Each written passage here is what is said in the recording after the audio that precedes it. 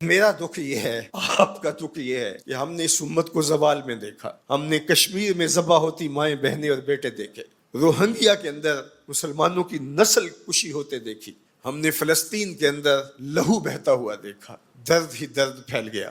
آج ان یتیموں کے سر پہ کوئی ہاتھ رکھنے والا نہیں ہے۔ 3 مارچ 1924 کو ہم یتیم ہو گئے تھے، سلطنت عثمانیہ ٹوٹ گئی تھی، ورنہ شرق سے لے کر غرب تک، شمال سے لے کر جنوب تک مسلمانوں کا تسلط، اور لوگ ڈرتے تھے کہ خلیفہ نے اعلان جہاد کر دیا تو پھر تمہیں پوری دنیا میں چھپنے کی جگہ نہیں ملے گی۔ یتیم جانتے تھے ہمارے سر پہ کوئی کھڑا ہے، بیوائیں اپنے آپ کو بے آسرا نہیں سمجھتی تھی، بوڑھے سمجھتے تھے کہ ہمارا آسرا یہ لاٹھی ہی نہیں، کچھ دنیا میں بیٹھا ہوا خلیفہ بھی ہے۔ لیکن پھر دنیا کے 3 بر اعظموں پہ پھیلی ہوئی سلطنت صرف دنیا کے 3% حصے پہ سمٹ گئی، اور آج 56-57 اسلامی ملکوں کے اندر ہم تقسیم ہیں، اور اس تقسیم کا نتیجہ ہماری ہوا اکھڑ گئی۔ خلافت کی مرکزیت ہمارے پاس موجود نہ رہی۔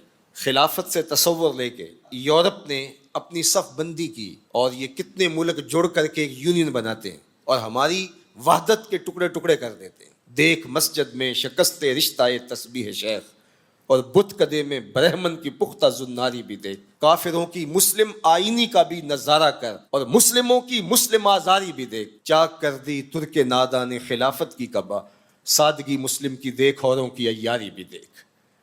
آج وہ ہدف حاصل کر چکے ہیں۔ آج فلسطین کے اندر قیامت ٹوٹی ہوئی ہے، دنیا کا میڈیا خاموش ہے، یہ جو خبریں ہمارے تک پہنچ رہی ہیں یہ باقاعدہ سینسر ہو کے آ رہی ہیں۔ یہ سوشل میڈیا کی وجہ سے کچھ تصاویر آ جاتی ہیں، کچھ بلکتے روتے بچے، کوئی بین کرتی مائیں اور کوئی فریاد کرتے بوڑھے ہماری جانب دیکھ رہے ہیں۔ ہماری جانب کیوں دیکھ رہے ہو؟ ہم تمہاری مدد کو نہیں پہنچنے والے۔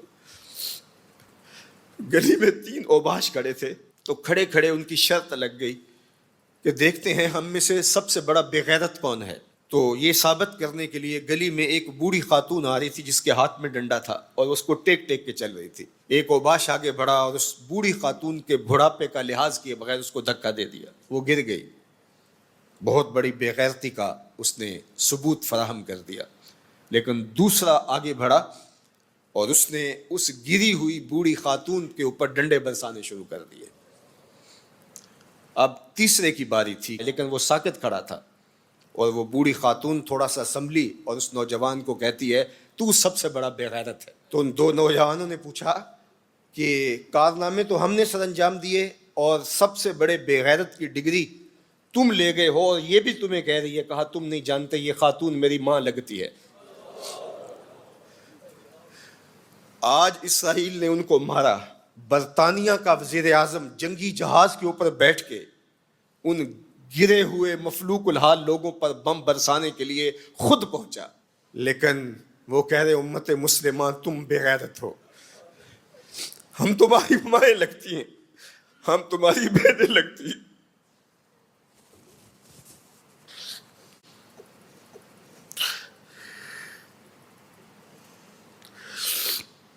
ہم تمہاری بیٹیاں لگتی ہیں۔ ایک یہودی ایک پردہ دار خاتون کے اوپر شراب پھینکتا ہے اور باقی آوازیں کستے ہیں، لیکن وہ دیکھ رہی ہے ایڑیاں اٹھا اٹھا کے امت مسلمہ کی طرف۔ تمہاری مدد کو میری بہنوں کوئی پہنچنے والا نہیں ہے۔ یہ 56-57 اسلامی ملکوں کی فوجیں کرتب دکھانے کے لیے ہیں۔ ہمارے میزائل سسٹم، ہمارے اسلحہ جات، ہمارے ٹینک، ہماری توپیں، ہمارا ایٹم بم تمہارے کام نہیں آئے گا، تمہیں مرنا پڑے گا، سسک سسک کے مرنا پڑے گا۔ یہ امت تمہاری مدد نہیں پہنچے گی، 40 ملکوں کی مشترکہ فوج بھی تمہاری مدد کو نہیں پہنچے گی، حرم سے بھی کوئی آواز نہیں اٹھے گی، نہ عجم سے کوئی آواز اٹھے گی۔ آج امت مسلمہ ایک تن مردہ ہے، OIC مردہ گھوڑے کی طرح ہے۔ بیت المقدس کے ایک کونے کو آگ لگی تھی تو یہ OIC بنی تھی، اور آج پورے فلسطین کو آگ نے اپنی لپیٹ میں لے لیا ہے۔ وہاں یتیم ہی یتیم فریادیں کر رہے ہیں، وہاں بیواؤں کی سسکیاں ہیں۔ ہم اس حالت کو کیوں پہنچے؟ اس لیے کہ ہم نے قرآن کو چھوڑ دیا۔ نہ ہماری عدالت میں قرآن ہے، نہ ہماری معاشرت میں قرآن ہے، نہ ہماری معیشت میں قرآن ہے، نہ ہمارے مقننہ میں قرآن ہے۔ آج قرآن صرف 2 جلدوں میں بند کر کے ہمارے طاق پہ سجا ہوا ہے، یہ نظام حیات تھا. ہم آج تک اسی برطانوی قانون پر جی رہے ہیں، ہم قرآن کا ضابطہ نہیں لا سکے. 56-57 اسلامی ملک، مجھے بتاؤ آج کسی کو کوئی کہیں سے نکال دے تو دوسرا ملک نیشنلٹی دے دیتا ہے، اس کو شہریت دے دیتا ہے. آج اسلام کو ملک بدر کیا گیا، بتاؤ 56-57 اسلامی ملکوں نے کس نے اس کو شہریت دی ہے؟ کہاں جمہوریت، کہیں بادشاہت، کہاں شخصی نظم. 56-57 اسلامی ملکوں میں اسلام گھومتا رہا. میں غریب الدیار ہوں، مجھے شہریت چاہیے، لیکن کسی نے اسلام کو قبول نہیں کیا. در عجم گردیداؤ ہم در عرب، مصطفیٰ نایاب ارزاں بو لہب. اقبال کہتے ہیں میں عجم میں بھی گھوما ہوں، میں عرب میں بھی گھوما ہوں، مجھے ابو لہب بھی ملا ہے، مجھے حضور کا نظام کہیں نہیں ملا. اج دین نبی دا وانگ یتیماں تے گھر کر تکے کھاوے. اے فلسطین کے یتیموں، تم اکیلے یتیم نہیں ہو، اس وقت اسلام بھی غریب الدیار ہے، اس کا کوئی وطن نہیں ہے. آج اسلام اپنے نظام کے ساتھ کہیں موجود نہیں ہے، اور یہ پستی اور یہ زبوحالی، یہ ذلت، یہ نکبت، یہ رسوائی ہمارا مقدر کیوں نہ ہو. قرآن سے دوری کے نتیجے میں رسوا ہو گئے. ہمارے دردوں کا مداوا قرآن ہی ہے، ہمارے دکھوں کا علاج قرآن ہی ہے. گر تمی خواہی مسلمان زیستن، نیست ممکن جز بقرآن زیستن.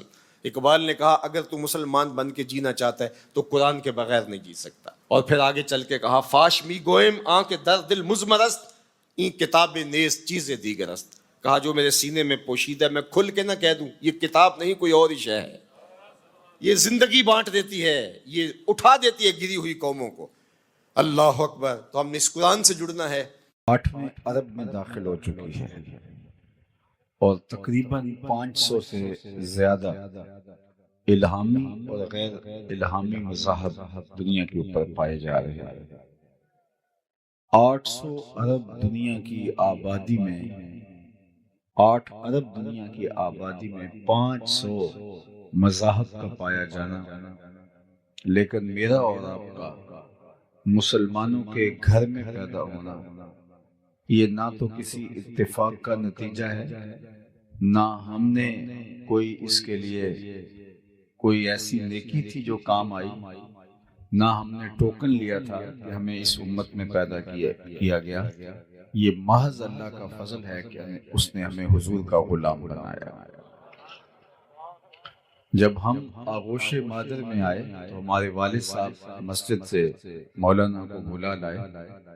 جب ہم ماں کی بولی بھی نہیں سمجھتے تھے، جب مادری زبان سے بھی آگاہ نہیں تھے، حرف و صوت کے مفہوم کو بھی نہیں جانتے تھے، تو مؤذن نے آ کر ہمارے کان میں اذان دی، گویا اس بات کی مبارکباد دی تھی کہ مبارک ہو تو حضور کا غلام بن کے آیا ہے. شاہوں سے ملا ہے نہ تونگر سے ملا ہے، اللہ کا عرفان اسی در سے ملا ہے. اوروں کو ملا ہے تو مقدر سے ملا ہے، مجھ کو تو مقدر بھی تیرے در سے ملا ہے. میری خوش قسمتی میں تیرا امتی، یہ میرے بخت ہیں کہ میں حضور کا غلام ٹھہرا، آپ کے بخت ہیں کہ ہم حضور کے غلام ٹھہرے. تو جب اتنی بڑی نعمت غیر مترقبہ مجھے اور آپ کو میسر آئی اور اس کا ہم شکریہ ادا کرنے بیٹھیں تو ساری زندگی بھی حق شکر ادا نہیں ہو پائے گا، اس لیے کہ یہ ہماری کوششوں کا نتیجہ نہیں ہے، کسی عمل کا صلہ نہیں ہے، اور کسی اتفاق اور حادثے کا سبب بھی نہیں ہے. یہ محض اس کی کرم نوازی ہے کہ اس نے ہمیں آقا کریم علیہ السلام کا غلام بنایا اور ایسے ماحول میں پیدا کیا جہاں ہماری مائیں ہمیں حضور کے پیار کی لوریاں دیتی تھی، ہمارا باپ ہمیں حضور کی محبت کے ترانے سناتا تھا، ہماری بہنیں ہمیں حضور کی محبت سکھاتی تھی. اسی ماحول میں ہم پروان چڑھے، تو اس پر ہم اس کا شکر بھی بجا لاتے ہیں، اور شکر کی بہترین صورت یہ ہے کہ ہم آقا کریم علیہ السلام کی اطاعت اور فرما برداری بجا لائیں. جس مقصد کو لے کر وہ مبعوث ہوئے اس مقصد کی تکمیل کے لیے، اس مقصد کے فروغ کے لیے، اس مقصد کے لیے ہم اپنے آپ کو لگا دیں اور اپنی تمام تر صلاحیتیں اس کام میں صرف کر دیں کہ اسلام کا غلبہ ہو اور دین کا بول بالا ہو، نفاذ شریعت ہو اور اسلام کا پرچم پوری دنیا کے اوپر لہرا جائے۔ یہ طے شدہ حقیقت ہے کہ اسلام نے غالب آنا ہے، مغلوبیت کے لیے نہیں، غلبے کے لیے اسلام اللہ نے دین بھیجا ہے۔ والذی ارسل رسولہ بالہدی ودین الحق لیظہرہ علی الدین کلہ، اللہ نے اسلام کو، دین اسلام کو، رسول رحمت صلی اللہ علیہ وآلہ وسلم کو اس لیے مبعوث فرمایا کہ تمام ادیان پر دین اسلام کا غلبہ ہو، اور وہ انشاءاللہ ہوگا۔ مجھے اور آپ کو اپنے آپ سے سوال کرنا ہے، خود سے پوچھنا ہے کہ اس کام کے لیے، اس مقدس امر کے لیے ہمارا ہوم ورک کیا ہے اور ہم نے اس کے لیے کیا کیا ہے۔ کیا اسلام کے غلبے کے لیے ہماری کوشش صرف ایک جلسہ ہے، ایک جلسے کی سماعت ہے، ایک جلوس نکال لینا ہے، جھنڈیاں لگا لینا ہے، چراغاں کر لینا ہے، مسلمانوں کے گھر میں پیدا ہو جانا ہے، مسلمانوں والا نام رکھ لینا ہے، یا اس کے لیے ہم نے کچھ اور بھی کر رکھا ہے؟ اگر کیا ہے تو بہت مبارک، اور اگر نہیں کیا تو آج کی مجلس میں ہمیں سوچنا ہوگا کہ اللہ نے اسلام کو تمام دینوں پر غالب کرنے کے لیے بھیجا ہے، اور رسول اللہ صلی اللہ علیہ وسلم تمام ادیان پر اس دین کو غالب کرنے کے لیے مبعوث ہوئے، اور یہ اللہ کا سچا وعدہ ہے، یہ پورا بھی ہو کے رہے گا۔ لیکن سوال یہ ہے کہ اس وعدے کی تکمیل میں ہمارا اپنا حصہ کتنا ہے؟ وہ میں آپ کا حساب نہیں کرتا، آپ میرا حساب نہ کریں، لیکن ہم اپنا اپنا حساب تو کر سکتے ہیں کہ ہم کہاں کھڑے ہیں، اسلام کے غلبے کے لیے ہمارا کردار کس قدر ہے، کتنا ہے، کس حد تک ہے، زبانی کلامی ہے یا عملی ہے، دیر پا ہے، مؤثر ہے، فعال ہے، یا ہمارا صرف ایک وقتی طور پہ کسی ایسے جلسے میں شامل ہو کے 2 لمحوں کے لیے تفکر کر لینا ہے۔ باقی اللہ کے محبوب نے فرمایا وہ وقت آنے والا ہے جب اللہ اسلام کو غلبہ دے گا، اور ارشاد کیا کہ پتھر، اینٹ اور گارے کا بنا ہوا کوئی گھر، چمڑے اور اون کا بنا ہوا کوئی خیمہ ایسا نہیں بچے گا جس میں کلمۃ الاسلام داخل نہیں ہوگا۔ وہ وقت حضور نے فرمایا آنا ہے پوری دنیا میں، کوئی ایک خیمہ بھی ایسا نہیں ہوگا، چاہے وہ اون کا بنا ہو، چاہے وہ چمڑے کا، پتھر کا گھر بنا ہو یا مٹی گارے کا بنا ہو، اس گھر میں کلمۃ الاسلام ضرور داخل ہوگا۔ گویا اس کا ترجمہ سادے لفظوں میں یوں سمجھ لیں کہ شرق سے لے کر غرب تک، شمال سے لے کر جنوب تک، پوری کائنات میں ایک چھت بھی ایسا نہیں ہوگا جہاں میرے حضور کے نام کا جھنڈا نہیں ہوگا۔ تو وہ وقت بہر صورت آنا ہے، یہ صحیح حدیث ہے جو میں نے آپ کے سامنے رکھی۔ لیکن آج دنیا کے اوپر غلبہ نصارہ کا ہے، آج دنیا کے اوپر غلبہ یہود کا ہے، اور آج ہمارے گھر میں گھس کر کے وہ ہمارے لوگوں کو مار دیتے ہیں اور ہم صرف مذمت کر پاتے ہیں۔ تو کیا ایسے ہی چلتا رہے گا اور ان لوگوں کے لیے لڑنے کے لیے اللہ تعالیٰ فرشتے نازل کرے گا، یا ہمیں اپنے تن مردہ کے اندر زندگی پیدا کرنی ہوگی، یا ہمیں اپنے آپ کو کھڑا کرنا ہوگا، ہمیں شعوری طور پہ بیدار ہونا ہوگا، ہمیں امت سازی کا عمل کرنا ہوگا، ہمیں اپنی نئی نسل کو اسلام کے غلبے کے لیے تیار کرنا ہوگا، ہمیں مقدرات اسلام کی تعلیم و تربیت کا اہتمام کرنا ہوگا تاکہ وہ ایسی نسل پروان چڑھائیں، ایسی نسل جنم دیں، ایسی نسل کی تربیت کریں جن کے ہاتھ کے اندر اسلام کے غلبے کا جھنڈا ہوگا۔ تو اس کے لیے ہمیں بھرپور کردار ادا کرنا ہوگا، اور اس کے لیے ہمارے پاس وہی نصاب ہے جو اللہ کے رسول ہمیں دے کے گئے ہیں۔ ہمیں 5 گانا سجدے اگر نصیب ہیں اور نمازوں میں خشوع و خضوع میسر ہے تو ہمیں اللہ کا شکر ادا کرنا چاہیے، لیکن اگر ہمیں 5 گانا سجدے بھی میسر نہیں ہیں تو ہمیں سوچنا چاہیے ہم کھڑے کہاں ہیں۔ صحابہ فرماتے ہیں ہم مومن اور کافر میں فرق نماز کو سمجھتے تھے. جو نماز پڑھتا تھا ہم سمجھتے تھے مسلمان ہے تبھی پڑھتا ہے، اور جو نہیں پڑھتا تھا تو ہم کہتے تھے یہ کافر ہے تبھی نہیں پڑھتا. مومن اور کافر کے درمیان فرق جو تھا فرماتے ہیں ہمارے ہاں صرف نماز کا تھا. نماز کی وجہ سے ہم پہچان لیتے تھے یہ مومن ہے یا کافر ہے. تو میں اور آپ آج دیکھیں کہ کیا مجھے اور آپ کو اللہ نے 5 گانا سجدوں کی توفیق سے مالا مال کیا ہے یا نہیں کیا. اگر ہمیں مالا مال کیا ہے تو پھر اگلا مرحلہ یہ ہے کہ نمازوں کے اندر خشوع، دل سوزی اور محبت للہیت اور اس کے اندر مکمل طور پہ خضوع ہمیں میسر ہے یا نہیں ہے، یا کہ ہم صرف وہ ایک رسم نماز ادا کر رہے ہیں. نماز کی حقیقت بھی ہمیں حاصل ہو پا رہی ہے یا نہیں پا رہی. اور اللہ نے مذمت کی ان نمازیوں کی جو نماز تو پڑھتے ہیں لیکن ان کی نماز سوائے دکھاوے کی ٹکروں کے اور کچھ نہیں ہوتا. فویل للمصلین الذین هم عن صلاتهم ساہون. سو خرابی ان نمازیوں کے لیے جو اپنی نماز میں صرف دکھاوا کرتے ہیں، اور ان کی حالت یہ ہے کہ نماز کا جو لازمی نتیجہ ہے وہ انہیں حاصل نہیں ہو پاتا. نماز کیا کرتی ہے؟ بے حیائی سے روکتی ہے. نماز کیا کرتی ہے؟ فحشاء سے روکتی ہے. نماز کیا کرتی ہے؟ احساس پیدا کرتی ہے. نماز کیا پیدا کرتی ہے؟ نظم و ضبط زندگی میں پیدا کرتی ہے. نظام. آپ کو نماز ایک باوقار، حساس، صالح، پاکیزہ مسلمان بناتی ہے. یہ نماز کا صلہ ہے، یہ نماز کا ثمرہ ہے، یہ نماز کا نتیجہ ہے.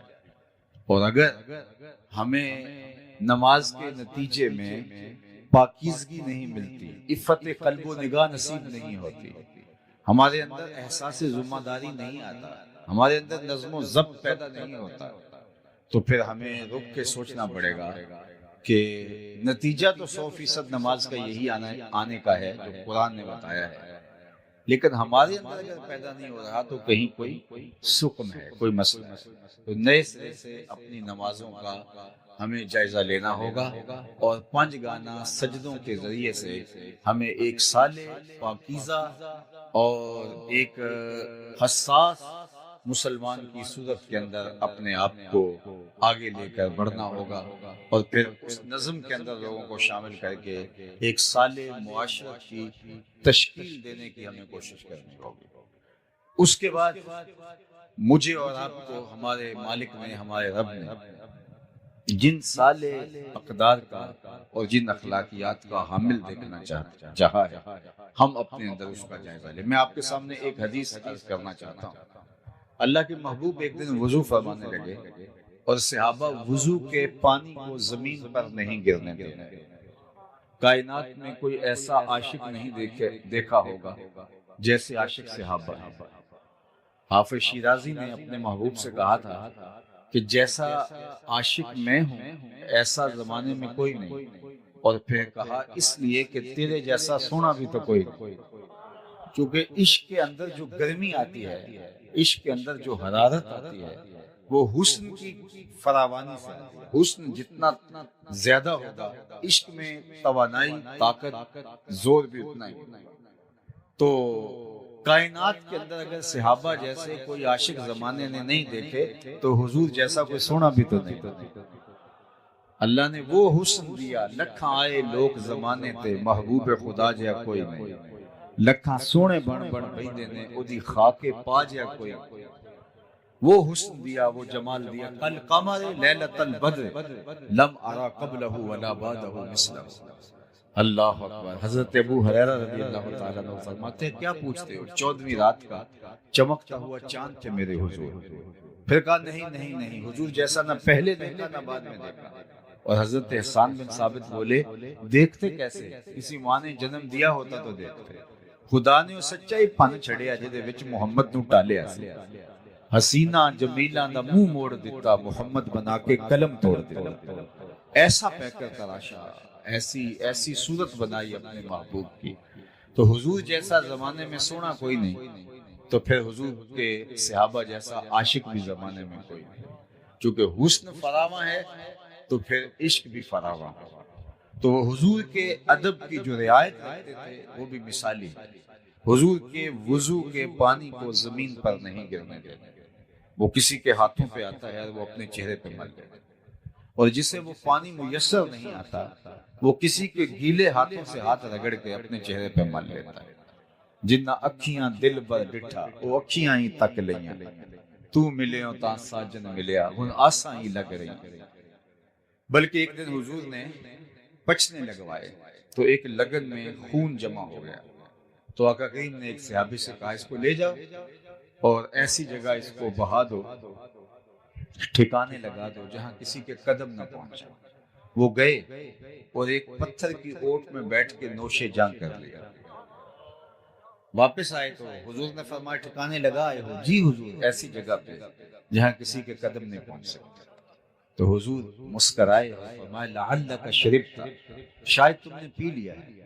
قال نعم، جی حضور، میں نے کہا کہ حضور کا خون اپنے خون میں شامل کر لوں، اس سے بڑی سعادت کیا ہو سکتی ہے؟ تو آقا کریم نے فرمایا یا غلام قد حررت نفسک من النار، اے بیٹے تو نے اپنے آپ کو آتش دوزخ سے بچا لیا کہ تیرے خون میں میرا خون شامل ہو گیا ہے۔ تو یہ صحابہ کی محبت، حضور لعاب پھینکے تو وہ کسی کے ہاتھوں پہ آتا ہے، پھر وہ چہرے پہ ملتے ہیں۔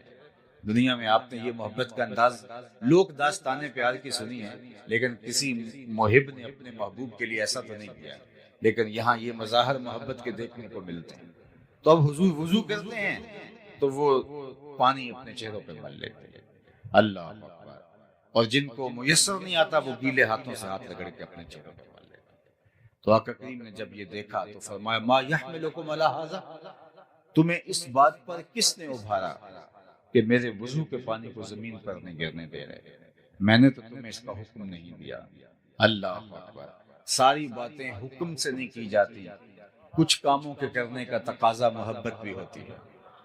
محبت محبوب کو راضی کرنے کے ڈھب خود ہی سیکھ لیتی ہے، خود ہی محبوب کی چوکھٹ پر پہنچنے کے راستے تلاش کرتی ہے۔ تو کہا کہ میں نے یہ حکم نہیں دیا کہ تم میرے وضو کے پانی کو زمین پر نہ گرنے دو، ہاتھوں پہ اٹھا لو، چہروں پہ ملو، اپنے بدن سے مس کرو، لیکن تم میرے وضو کے پانی کو زمین پر نہیں گرنے دیتے، اس بات پر تمہیں کس چیز نے ابھارا؟ تو انہوں نے جو جواب دیا وہ سنیے۔ انہوں نے کہا حب اللہ و رسولہ، اللہ اور اس کے رسول کی محبت میں۔ محبت کا تقاضا یہ ہے کہ ہم آپ کے وضو کے پانی کو زمین پر نہیں گرنے دے رہے، یہ ہمارا پیار گوارا نہیں کرتا۔ جو پانی آپ کے بدن سے چھو جائے وہ ہمارے لیے آب کوثر ہے، وہ ہمارے لیے مائے معین ہے، سلسبیل ہے۔ تو اس پانی کو ہم اپنے چہروں پہ ملیں گے اور سعادت مندی سمجھیں گے۔ آقا کریم نے ان کے اس عمل پر کوئی روک نہیں لگائی، ان کی مذمت نہیں کی، ان کو منع نہیں کیا۔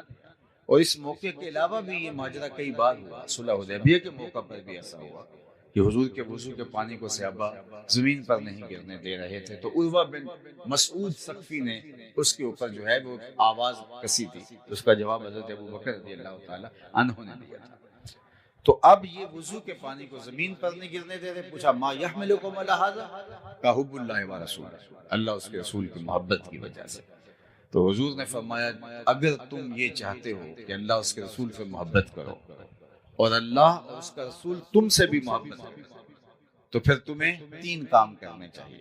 یعنی تمہارا یہ عمل اپنی جگہ پہ درست ہے کہ تم میرے وضو کے پانی کو زمین پر نہیں گرنے دے رہے، اس کی نفی نہیں کی، لیکن کہیں اس عمل پر ہی فوکس کرنے بعد میں آنے والے اور باقی دین ان کی نظروں سے کہیں اوجھل نہ ہو جائے۔ نبی کا منصب ہے کہ وہ دور اندیشی کے ساتھ معاملات کو دیکھتا ہے، اور اللہ نے اس کو جو نگاہ بینا عطا کر رکھی ہوتی ہے اس سے وہ معاملات کو لوگوں کی تعلیم کے لیے بڑی کشادگی کے ساتھ کھول کے لوگوں کے سامنے رکھتا ہے۔ تو آقا کریم نے فرمایا اگر تم چاہو کہ اللہ اس کے رسول سے محبت کرو اور اللہ اس کا رسول بھی تم سے وہ محبت فرمائے، تو تمہیں تین کام کرنے چاہیے۔ سب سے پہلے جب بولو سچ بولو، زندگی بھر کبھی جھوٹ نہیں بولنا۔ دوسری بات فرمائی جب تمہارے پاس امانت رکھی جائے اس میں خیانت نہ کرنا۔ اور تیسری بات فرمائی کہ جب کوئی تمہاری ہمسائیگی میں آ بسے تو حق مجاورت ادا کرنا، ہمسائیگی کا حق ادا کرنا، ہمسائے کا خیال رکھنا۔ تمہارا یہ عمل مبارک ہے، لیکن یہ 3 عمل تم سے زندگی بھر چھوٹنے نہ پائے۔ جب بھی بولو سچ بولو۔ تو مسلمان تو سچ بولتا ہے، چونکہ ہمارے آقا و مولا کو کافر بھی صادق و امین کہتے تھے، تو ہم جھوٹ کیسے بول سکتے ہیں جب ہمارے آقا و مولا کو دشمن بھی، جان کے دشمن بھی صادق اور امین کہتے تھے۔ اور جس دن حضور کو معاذ اللہ شہید کرنے کے ارادے سے حضور کے گھر کا محاصرہ کافروں نے کیا ہوا تھا، اس دن بھی ان کی امانتیں حضور کے گھر میں پڑی تھی، اور ان کا یہ عمل کہ حضور کو معاذ اللہ شہید کرنے کے لیے درپے ہے، اور آقا کریم حضرت علی المرتضیٰ رضی اللہ تعالیٰ عنہ کو اپنے بستر پہ لٹاتے ہیں اور فرماتے ہیں کہ تم لیٹ جاؤ، صبح اٹھنا، ان کی امانتیں دے کے تم بھی مدینے چلے آنا۔ یعنی ان حالات کے اندر بھی ان کی امانتیں ضائع نہیں ہو پا رہی، اور انہیں بھی یقین ہے کہ ہماری امانتیں ضائع نہیں، ورنہ سب سے پہلے اپنی امانتیں حضور سے لیتے، پھر اس کے بعد اگلی کارروائی کرتے۔ لیکن انہیں یقین تھا کہ ہماری امانتیں ضائع نہیں ہو سکتی، اس لیے کہ یہ صادق اور امین نبی کی چوکھٹ پہ پڑی ہوئی ہے۔ تو ہمارا دین ہمیں سچ بولنا سکھاتا ہے۔ عالی مرتبت سامعین، اللہ کے محبوب علیہ السلام سے پوچھا گیا کہ مومن بزدل ہو سکتا ہے؟ تو آقا کریم نے فرمایا نہیں، بہادر ہوتا ہے۔ مسلمان بہادر ہوتا ہے، لیکن ہو سکتا ہے کبھی وہ بزدلی بھی کر جائے، بشر ہی تو ہے، کوئی کمزور لمحہ زندگی میں آ ہی جاتا ہے۔ پھر پوچھا گیا کہ مومن بخیل ہو سکتا ہے؟ کہا نہیں، سخی ہوتا ہے، لیکن ہو سکتا ہے کبھی بخل بھی کری جائے، کبھی زندگی کے اندر ایسا مرحلہ بھی درپیش ہوتا ہے کہ سخی آدمی سے بھی کبھی ہاتھ دبا لیتا ہے۔ تیسرا سوال حضور سے کیا گیا، مومن جھوٹا ہو سکتا ہے؟ فرمایا جھوٹا نہیں ہو سکتا، یہ طے ہے کہ مومن ہو جھوٹا ہو یہ نہیں ہو سکتا۔ مجھے اور آپ کو اس آئینے میں اپنی شکل دیکھنی چاہیے۔ ہم سب دعویٰ تو یہ کرتے ہیں کہ ہم بہت اچھے مسلمان ہیں، ہمارے جیسا مسلمان کوئی ہے ہی نہیں، لیکن اس آئینے کے اندر اپنی ایک دفعہ مجھے اور آپ کو تصویر ضرور دیکھنی چاہیے۔ ہماری زندگی سچائی سے جڑی ہے یا جھوٹ اور مکر و فریب سے جڑی ہے؟ تو مومن جھوٹا نہیں ہوتا، مومن سچ کا عادی ہوتا ہے اور سچائی کے ساتھ جڑا ہوا ہوتا ہے، اور سچ بولنے والا ایک مطمئن زندگی گزارتا ہے۔ جھوٹ بول کے آپ کسی کو دھوکہ دینے میں کامیاب بھی ہو جائیں اور اس سے جو مقصد حاصل کرنا چاہے وہ کر بھی لیں، پھر بھی اطمینان قلب حاصل نہیں ہوگا۔ سچ بول کے آپ نقصان بھی اٹھا لیں، پھر بھی آپ کو طمانینت قلبی نصیب ہوگی۔ الصدق طمانینہ والکذب ریبہ، سچ طمانینت قلب کا سبب ہے، اور جھوٹ جو ہے وہ ایک بے چینی ہے، اضطراب ہے، انسان کی ٹینشن ختم نہیں ہوتی۔ جھوٹا آدمی کروڑوں میں کھیلتا ہو، ہر طرح کی آسودگیاں میسر ہوں، کاروبار بھی اچھا ہو، معاشرے کے اندر بھی اچھی پہچان ہو، لیکن اس کے اندر کی بے چینی، اضطراب ختم نہیں ہوتا۔ اور جو سچا آدمی ہوتا ہے، چاہے غریب ہو، معاشرے میں اسے کوئی جانتا نہ ہو، اس کے پاس پھوٹی کوڑی بھی نہ ہو، لیکن اندر چین اور سکون اور قرار کی جو دولت ہوتی ہے وہ وہی جانتا ہے۔ تو اس لیے ہمارے دین نے ہمیں سچ بولنے کی تلقین فرمائی۔ اور یہ سنو، جو شخص جھوٹ بولتا ہے اس کے منہ سے ایک خاص قسم کی سمیل نکلتی ہے، بدبو نکلتی ہے، جو عام آدمی تو نہیں سونگھ پاتے، لیکن اللہ کے نورانی فرشتے جو ہمارے گھروں میں ہمارے حصے کی رحمتیں دینے آتے ہیں، اللہ نے ان کو بہت حساسیت عطا کر رکھی ہے۔ وہ بدبو کی وجہ سے حدیث پاک میں آتا ہے 1 میل پیچھے ہٹ جاتے ہیں۔ ہمارے حصے کی جو رحمت دینے آئے تھے، رحمت کا پارسل اٹھائے ہوئے ڈلیوری دینے آئے تھے ہمارے گھر میں رحمت کی، تو وہ بدبو کی وجہ سے جو جھوٹ کی وجہ سے پھیلتا ہے، اس کی عفونت کی وجہ سے وہ 1 میل پیچھے ہٹ جاتے ہیں۔ اب جس گھر میں باپ بھی جھوٹ بولے، ماں بھی جھوٹ بولے، بھائی بھی جھوٹ بولے، بیٹیاں بھی جھوٹ بولیں، بہویں بھی جھوٹ بولیں، صبح بھی جھوٹ، دوپہر کو بھی جھوٹ، رات کو بھی جھوٹ، تو اس گھر سے تو بدبو کے ببھوکے اٹھ رہے ہوں گے۔ تو فرشتے تو کئی میل دور پیچھے کھڑے ہیں ان کی رحمت کا پارسل لیے ہوئے، ان کے حصے کا جو ان کے گھر دینا تھا، اور وہ باہر کھڑے ہیں اور ہم جھوٹ پہ جھوٹ بولتے ہیں۔ عفونت اتنی پھیل گئی ہے کہ وہ فرشتے شہر سے باہر کھڑے ہیں اور اندر آ نہیں پا رہے ہمارے جھوٹ کی وجہ سے، اور ہمارے ہاں بے قراری ہے، بے سکونی ہے، جھوٹ کی نحوست ہے، سچائی ہے نہیں جس کی وجہ سے وہ رحمتیں وصول ہوں۔ تو ہم اس کو پہلے تو برداشت کرتے رہتے ہیں، پھر ہم کہتے ہیں کسی نے تعویذ ڈال دی ہے، کسی نے جادو کر دیا، کسی نے ٹونا کر دیا، کسی نے کچھ کر دیا، پھر بھاگتے ہیں عاملوں کے پاس۔ عامل صاحب تو بیٹھے ہی اسی کام کے لیے ہیں۔ اگر وہ کہیں کہ میاں تمہارے گھر میں سچائی ہوگی، 5 وقت مصلی بچھے گا، رزق حلال کماؤ گے تو گھر میں برکت ہوگی، وہ تو یہ کہنے سے رہا، چونکہ اس کے پاس تو گاہک آیا ہے، تو وہ کہے گا تم ویلے پر آگے ہو، اگر نہ آتے تو یہ تعویذ چل جانے۔ اب اتنے منگل، اتنے بدھ، اتنے اتوار آپ کو یہاں حاضری کرنی ہوگی، اور پھر وہ ایسا شخص جس کو وضو کا طریقہ بھی بعض اوقات نہیں آتا ہوتا، ان کے ڈیرے آباد ہو جاتے ہیں جھوٹوں کی وجہ سے، کہ گھر میں قرار نہیں ہے، گھر میں سکون نہیں ہے، آپس میں افراد لڑ رہے ہیں، کسی نے کچھ کر دیا ہے، آتا ہوا پتہ چلتا ہے، جاتا ہوا پتہ ہی نہیں چلتا۔ تو میاں وہ نحوست ہے جھوٹ کی، وہ بے برکتی ہے جھوٹ کی، اس کی وجہ سے تمہارا گھر جو ہے وہ زحمتوں کا مرکز بنا ہوا ہے، اس لیے کہ فرشتے رحمتیں لیے شہر سے باہر کھڑے ہیں، ان کو راستہ دیجئے تاکہ وہ رحمتیں لے کے آئیں اور تمہارے گھر کے اندر خوشیاں، خوشحالیاں، سرشاریاں، برکتیں اور رحمتیں نازل ہوں۔ تو جھوٹ کی وجہ سے ہمارا پورا معاشرہ ڈسٹرب ہو گیا، اور نیچے سے لے کر اوپر تک، درجہ چہارم کے ملازم سے لے کر کے 22ویں گریڈ کے افیسر تک، ایک عام شہری سے لے کر کے آیان سلطنت تک، سب جھوٹ بول رہے ہیں، اور جھوٹ سے ہی کائنات کو چلانے کی کوشش کر رہے ہیں، اور دنستے چلے جاتے ہیں مصیبتوں میں، مشقتوں میں، بے چینیوں میں، اضطراب میں۔ اور ہمارا تاجر بولتا ہے جناب اگر جھوٹ نہ بولیں تو سودا نہیں بکتا، تو میں کہتا ہوں جاپان والے پوری دنیا میں بیچ رہے ہیں اور لوگ ہاتھوں ہاتھ لیتے ہیں، تو اگر جھوٹ سے سودا جو ہے بغیر بکتا نہ ہو، وہ تو جھوٹ سے آشنا ہی نہیں ہے قوم۔ جاپان دنیا کے اوپر اسی معمورہ ہستی پہ بسنے والی ایک قوم ہے جن کی ماں نے، جن کے باپ نے، جن کے بڑوں نے اپنی اولاد کو جھوٹ سے آشنا ہی نہیں ہونے دی، انہیں پتہ ہی نہیں جھوٹ بھی کچھ ہوتا ہے، اور دنیا کے اوپر ان کا اعتبار قائم ہے۔ اور ہم جھوٹ کیسے بول سکتے ہیں؟ ان کا تو کوئی دین نہیں ہے، یا دین ہے بھی تو ان کی تعلیمات کس طرح کی ہوں گی؟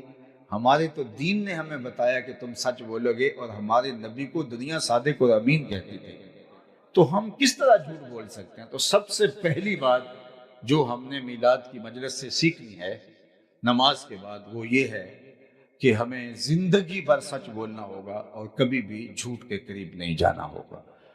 دوسری بات ارشاد فرمائی کہ اے صحابہ تم کبھی بھی امانت میں خیانت نہیں کرو گے، اگر تم چاہتے ہو کہ اللہ اس کے رسول سے محبت کرو اور اللہ اس کا رسول تم سے محبت کرو، تو کبھی بھی تم امانت میں خیانت نہیں کرو گے۔ اللہ اکبر۔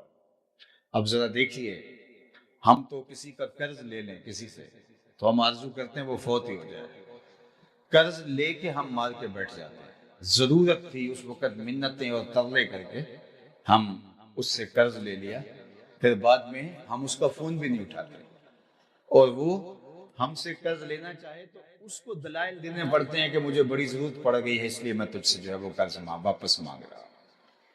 اور ہم کتنوں کے قرض دبا کے بیٹھ جاتے ہیں، زمینیں دبا کے بیٹھ جاتے ہیں، دیوار رکھتے ہوئے ہم سائے کے 2 انچ دبا کے ہم سمجھتے ہیں کہ ہم نے کو بہت تیر مار لیا۔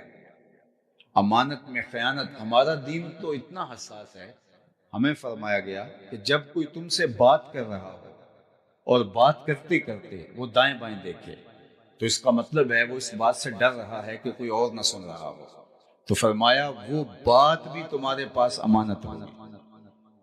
یعنی اگر تم سے کوئی بات کرتے کرتے ہولے ہولے بولے یا دائیں بائیں دیکھے تو وہ بات بھی امانت ہوگی، چہ جائے کہ کسی سے لیا ہوا اس کو ہڑپ کر جائے۔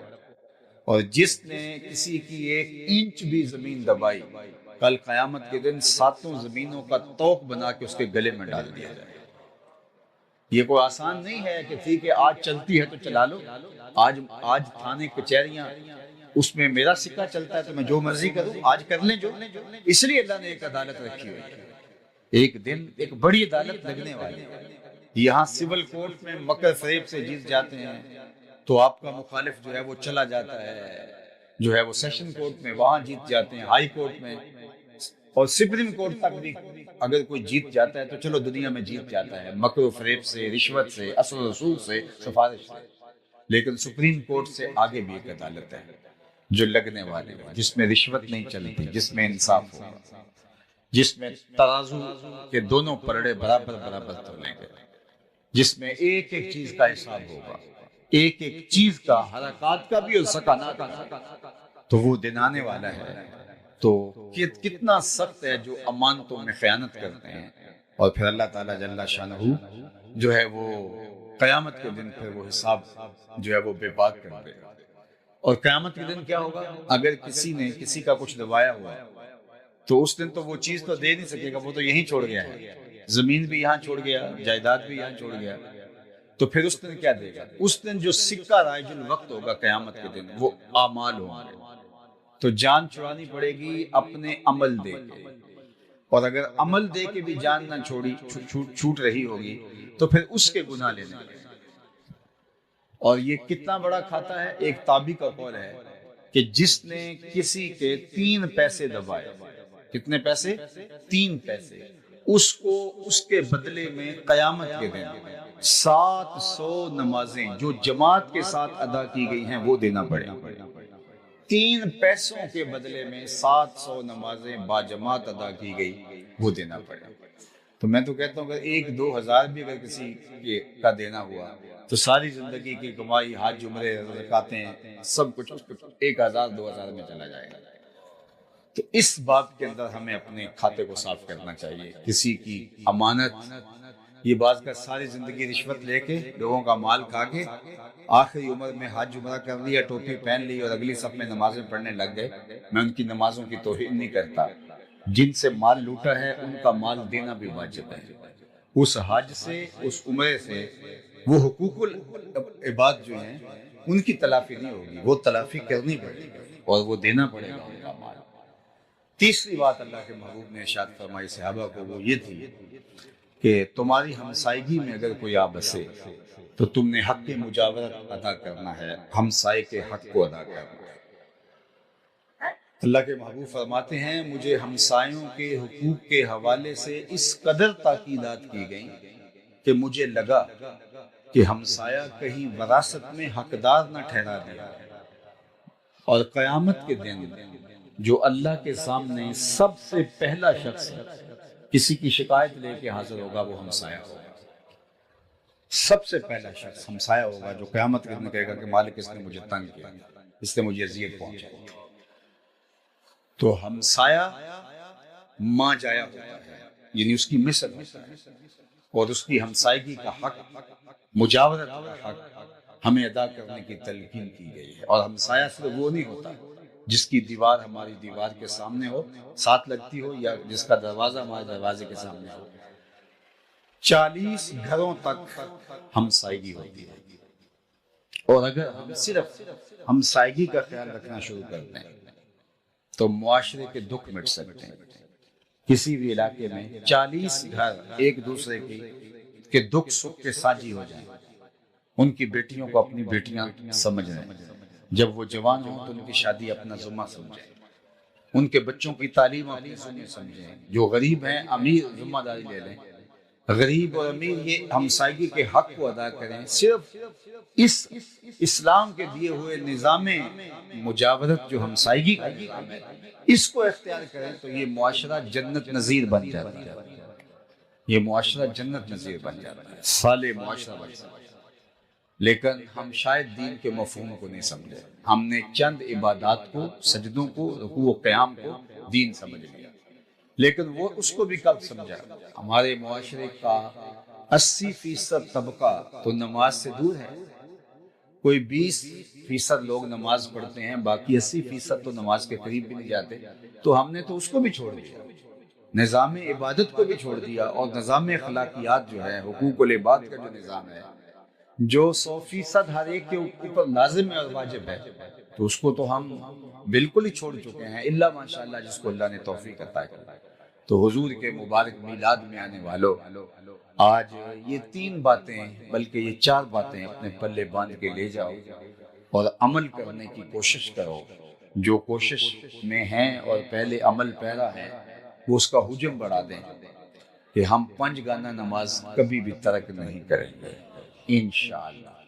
ہم کبھی بھی جھوٹ نہیں بولیں گے، ہم کبھی بھی امانت میں خیانت نہیں کریں گے، اور ہم کبھی بھی اپنے ہمسائے کے ساتھ برا سلوک نہیں کریں گے. مجھے یہ معلوم نہیں ہے کہ جتنے لوگ میرے سامنے موجود ہیں یہ اس شہر کا کتنے فیصد ہیں. یہ شہر 1 لاکھ کی آبادی ہے، 2 لاکھ کی آبادی ہے یا کم ہے، مجھے نہیں معلوم. لیکن مجھے یہ معلوم ہے کہ یہ جتنے لوگ میرے سامنے بیٹھے ہیں، اتنے لوگ اگر یہ عزم کر کے اٹھیں کہ آج کے بعد جھوٹ نہیں ہوگا، کل سے ہی آپ کا شہر بدلا بدلا دکھائی دے گا. یہ مجھے یقین ہے. صرف اتنے لوگ جتنے میرے سامنے بیٹھے ہیں، باقی پورا شہر آ جائے اور وہ عزم کر لے وہ تو الگ بات ہے. صرف اتنے لوگ اگر یہ پختہ ارادہ کر لیں کہ آج کے بعد ہماری طرف سے ہمسایوں کو تکلیف نہیں پہنچے گی، بلکہ ہم ان کو اپنا بھائی سمجھ کے ان کو آگے لے جانے کی کوشش کریں گے، تو آپ کا معاشرہ کل سے بدلا بدلا دکھائی دے گا. میں بارگاہ ہستی میں دعا گو ہوں کہ آج کے اس اجتماع کا ایک ایک لمحہ اللہ قبول فرمائے. اور ابھی جامع مسجد گلزار مدینہ کا افتتاح کیا گیا. صوری اور معنوی اعتبار سے بہت خوبصورت مسجد ہے جو مجھے ایک دیہات میں دیکھنے کو ملی. اللہ کی بارگاہ میں دعا ہے ہمارے ان دوستوں کے لیے جنہوں نے اس مسجد کی تعمیر کا بیڑا اٹھایا اور پھر اس کو تکمیل کی منزل تک پہنچایا. اللہ اس کے بدلے میں ان کو بہتر اجر عطا فرمائے. جس نے ایک تتر کے گھونسلے کے برابر بھی مسجد بنائی، ایک جانور ہے چھوٹا سا کتات، اس کے گھونسلے کے برابر بھی، وہ آدھی اینٹ کا گھونسلہ ہوتا ہے، پوری اینٹ کا نہیں ہوتا، جس نے اس کے گھونسلے کے برابر بھی مسجد بنائی، فرمایا گیا اللہ اس کا گھر بھی جنت میں بنا گا. اور خوش نصیب ہیں وہ لوگ جو اللہ کے گھر تعمیر کرتے ہیں.